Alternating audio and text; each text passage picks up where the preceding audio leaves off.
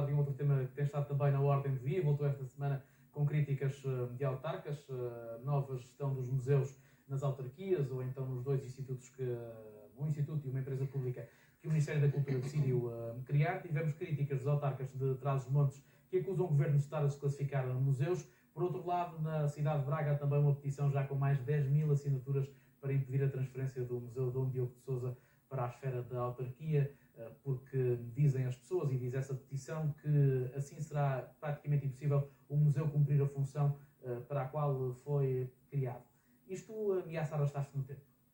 Eu digo, este caso é um caso que eu quase me apetece chamar-lhe um caso de banda desenhada, porque é completamente inacreditável. Vamos lá ver. Era uma vez um país que achava que era muito centralizado e um governo que achava que tinha que fazer um esforço no sentido da descentralização. E de facto, quando isso avançou, uma das ideias foi: vamos integrar nas CCDRs um conjunto de organismos que fazem trabalho à escala regional, que é uma escala que tem muito sentido em si mesma, não é verdade? E por qualquer razão, que eu também até hoje não percebi, tendo em conta a sequência, o Ministério da Cultura foi dos primeiros a dizer muito bem: o que está debaixo das Direções Regionais da Cultura passa integralmente para as CCDRs.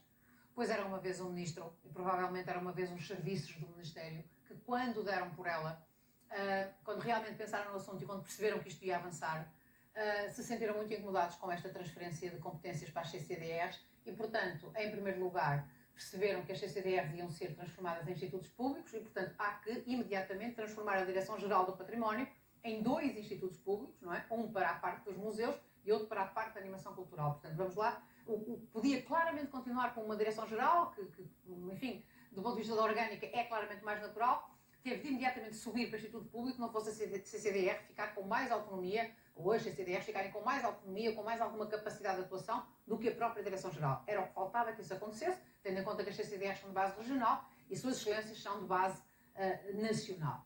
Mas o problema é que as Direções Regionais da Cultura tinham uma coisa muito interessante, que era, do ponto de vista dos museus, tinham de facto, porque o resto já estava em Lisboa, na Direção-Geral, tinham um conjunto de 6 ou 7 museus, aqui na região norte, 6 ou 7 museus, que, ainda que não sendo nacionais, tinham uma abrangência regional. Não eram museus municipais. E o Dom Diogo de Sousa era um deles, o Abade de Vassal em Bragança era outro, o Museu Alberto de Sampaio era outro, o Paço de Bragança era outro, os Biscainhos em Braga, o Museu de Lamego, o Museu das Terras de Miranda.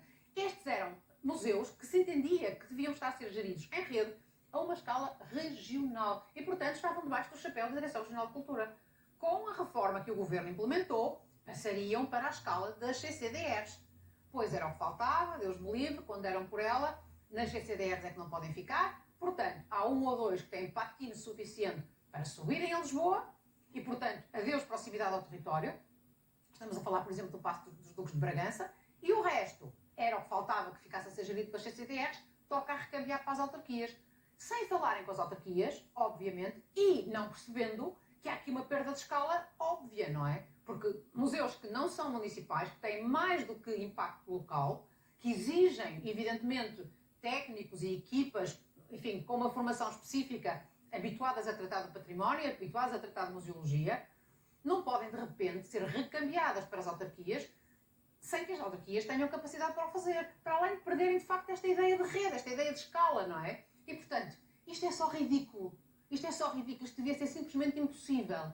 E eu não percebo porque é que o Presidente da CCDR, no caso Norte e nos outros casos, eu não percebo, provavelmente fizeram e eu não dei conta, mas eu realmente acho mesmo que os Presidentes das CCDRs devem fazer e devem reivindicar, digamos, a manutenção destes equipamentos a serem geridos à escala regional. E para isso vão receber os técnicos da Direção Regional da Cultura que o sabem fazer.